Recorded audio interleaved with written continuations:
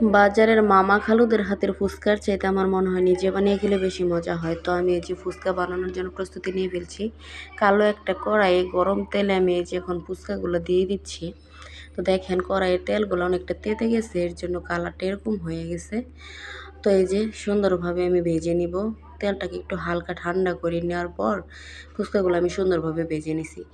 আসলে বাসায় বসে সবাই মিলে খাওয়ার মজাটা কিন্তু অন্যরকম হয়। বাহিরে গিয়ে ১ প্লেট ফুচকা খাওয়ার চাইতে আমার মনে হয় ১ প্লেট ফুচকা বাড়িতে বানিয়ে সবার সাথে খাওয়ার মজাটা অন্যরকম।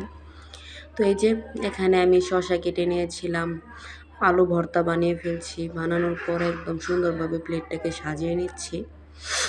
আসলে যেরকমই পারছি আমার মনে হয় ভালোই হয়েছিল, খেতেও বিশাল মজা হয়েছিল।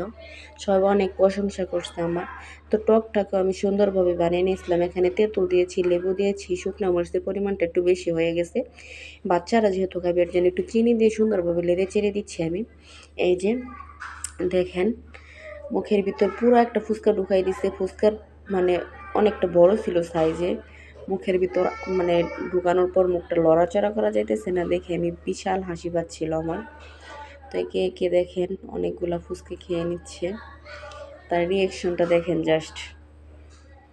মানে অনেক কষ্ট করে মুখের ভিতর দিয়েছে, তারপর বের করার অনেক চেষ্টা করতেছে। আমি বলছি যে খবরদার বের করা যাবে না। তো অনেক কষ্ট করে খেলো। তো ভিডিওটি ভালো লাগলে অবশ্যই লাইক কমেন্ট করবেন। ভালো থাকবেন, সুস্থ থাকবেন। আল্লাহ হাফেজ।